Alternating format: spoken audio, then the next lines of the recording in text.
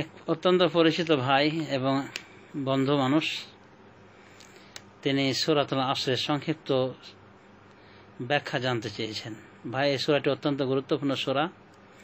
ইমাম শাফি রহমতুল্লাহ আলাইহি বলেন, যদি আল্লাহ রাব্বুল আলামিন বিশ্ববাসীর উপর, মানুষের উপর এই সূরা ছাড়া অন্য কোনো সূরা নাজিল না করতেন, অর্থাৎ পুরো কোরআনটা যদি নাজিল না করতেন, তবুও মানুষের জন্য এই সূরাই যথেষ্ট হয়ে যেত। তার মানে এই সূরায় এমন কিছু রয়েছে যে এই সূরার উপর আমল করলেই যথেষ্ট হয়ে যায় মানুষের জন্য। এ থেকে আমরা বুঝতে পারি যে সূরাটি ছোট হলেও গুরুত্ব দিক থেকে অনেক মহান। বিসমিল্লাহির রহমানির রহিম। এই সূরার শুরু হয়েছে কসম দিয়ে। আল্লাহ বলেছেন ওয়াল আসর, অর্থাৎ আসরের কসম। বিসমিল্লাহির রহমানির অর্থ তো আপনারা সকলেই জানেন, এবং বিসমিল্লাহির রহমানির রহিম প্রত্যেক সূরার একটি স্বতন্ত্র আলাদা আয়াত। একমাত্র সূরা ফাতিহা ব্যতীত, সেক্ষেত্রে অনেকে মনে করেন যে বিসমিল্লাহটাই সূরা ফাতিহার একটি আয়াত। তো যাই হোক, বিসমিল্লাহির রহমানির অর্থ হলো পরম করুণাময় আল্লাহর নামে শুরু করছি। এবার সূরাটির অনুবাদ আমরা করব, তারপরে ব্যাখ্যা বিশ্লেষণ করার চেষ্টা করব। ওয়াল আসর, আল্লাহ বলছেন আসরের কসম। আসরের কসম, ইন্নাল ইনসানা লাফি খুসর, নিশ্চয় সমস্ত মানুষ ক্ষতিগ্রস্ততায় রয়েছে। ইল্লাল্লাযিনা আমানু ওয়া আমিলুস সালিহাত ওয়াতাওয়াসাউ বিল হাক্কি ওয়াতাওয়াসাউ বিস সবর, একমাত্র তারা ক্ষতিগ্রস্ততায় নেই যারা ঈমান আনয়ন করে এবং সৎকর্ম করে এবং একে অপরকে হকের পথে দাওয়াত দেয় এবং একে অপরে সবুর ধৈর্যের দাওয়াত দেয়। এরা ব্যতীত, তার মানে ক্ষতিগ্রস্ততা থেকে যারা রেহাই পাবে তাদের মধ্যে এই গুণগুলি থাকতে হবে। ঈমান থাকতে হবে, আমল থাকতে হবে, মানে সৎকর্ম থাকতে হবে, হকের পথে দাওয়াত দিতে হবে এবং সবর করতে হবে।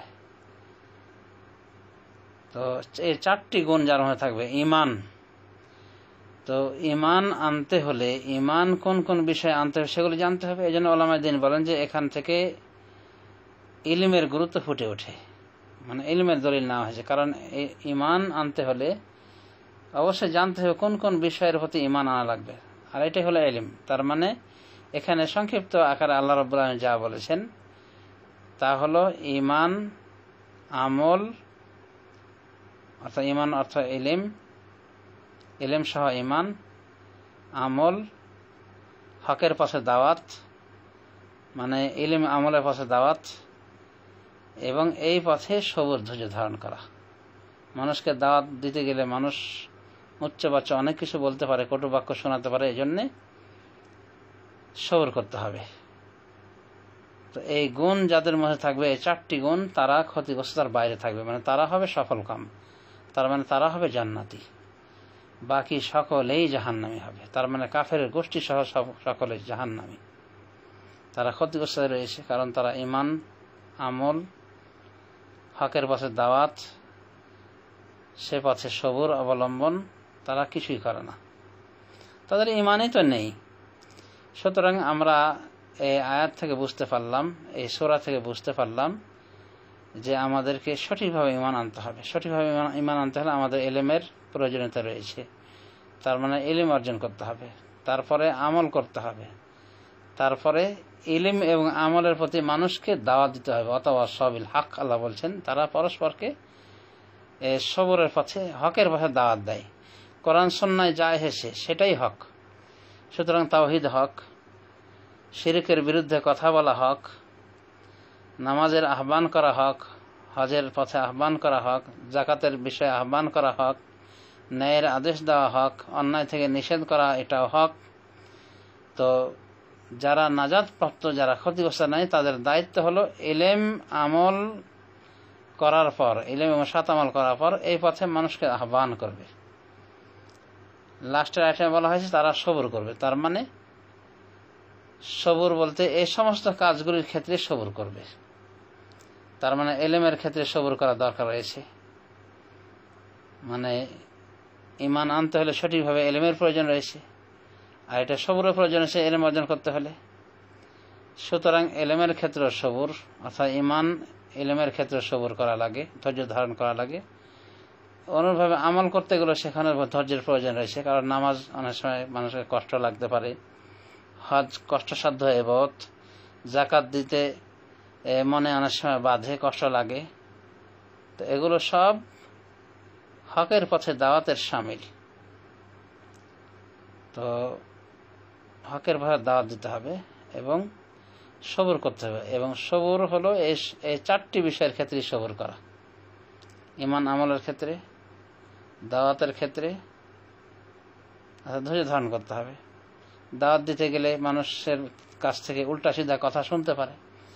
আপনি ভালো নিয়তে মানুষকে বোঝাচ্ছেন, সে উল্টো মনোমাইন্ডের লোক হিসেবে অন্যভাবে বুঝেছে আপনাকে উল্টা সিধা কথা শুনিয়ে দিয়েছে, রাগান্বিত হয়ে আপনাকে কিছু বকে দিয়েছে। তা আপনাকে ধৈর্য ধারণ করতে হবে। সবর সাধারণত 3 প্রকার: সবর আলা তাআতিল্লাহ, আল্লাহর আনুগত্যে সবর; সবর আন মাসিয়াতিল্লাহ, আল্লাহর বিরোধিতা থেকে বেঁচে থাকার ক্ষেত্রে সবর, মানে আল্লাহর অবাধ্যতা থেকে বেঁচে থাকার ক্ষেত্রে সবর করা লাগে। মানে জেনা ব্যভিচার করতে মন চায়, শিরিক করতে মন চায়, বিদআত করতে মন চায় ইত্যাদি, এক কথায় এগুলো থেকে বেঁচে থাকতে হবে। পাপাচারিতা থেকে বেঁচে থাকার ক্ষেত্রে ধৈর্যের প্রয়োজন রয়েছে। রাত ধনী হতে মন চায়, ঘুষ খেয়ে, সুদ খেয়ে, জীবন বীমা খুলে, আরো এই জাতীয় অনেক রকম পাপ রয়েছে। এখন যে কোনো পাপাচার লোভনীয়, তো এগুলোর ক্ষেত্রে সবর করবে, এগুলো থেকে বিরত থাকবে। তার মানে পাপ থেকে বিরত থাকার ক্ষেত্রে সবরের প্রয়োজন রয়েছে। অনুরূপভাবে তাকদীরের ভালো মন্দের উপর সবর করবে। বিশেষ করে তাকদীরের যে বিষয়গুলি, যে সাবজেক্টগুলি বেদনাদায়ক, যেমন বাচ্চা মারা গিয়েছে, বাপ মারা গিয়েছে, মা মারা গিয়েছে, জমি বেদখল হয়ে গিয়েছে, অসুখ বিসুখ হয়েছে, তো এই সমস্ত বিষয়গুলি বলা যেতে পারে তাকদীরের এক প্রকার, যা বনু আদম মন্দ ভেবে থাকে।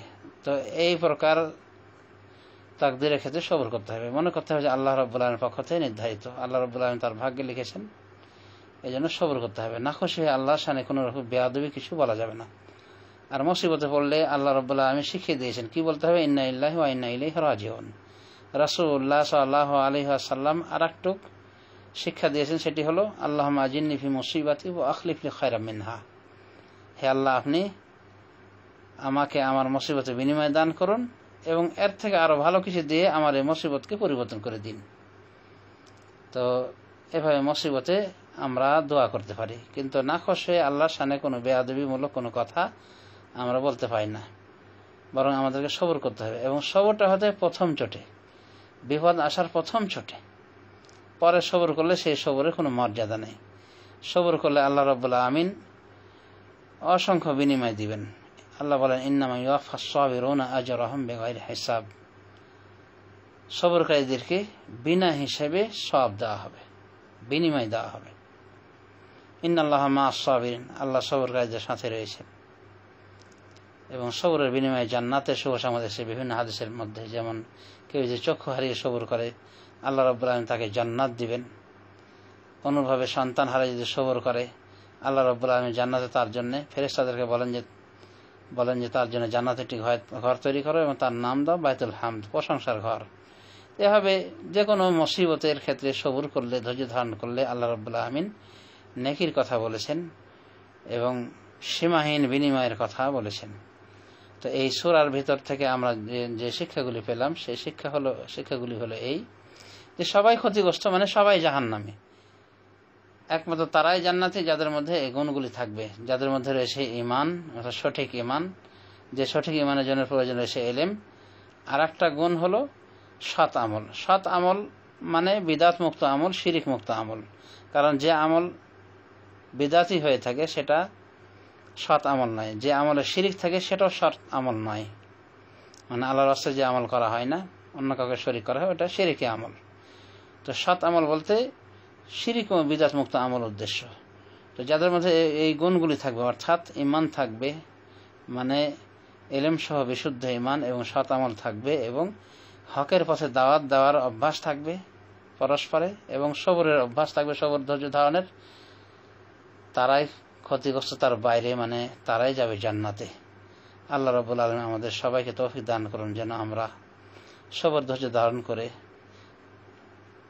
আমরা জান্নাত লাভে ধন্য হই, এই সূরাটির উপর আমল করতে পারি। আমাদের মধ্যে যেন ঈমান পাকাপোক্ত থাকে, ভালো ঈমান থাকে, সৎ আমল থাকে, হকের পথে দাওয়াতের মানসিকতা থাকে, এবং এসবগুলি করার ক্ষেত্রে যে ধৈর্যের প্রয়োজন রয়েছে সে ধৈর্য যেন আমাদের থাকে। আল্লাহ রাব্বুল আলামিন আমাদেরকে সে তৌফিক দান করুন। আল্লাহুম্মা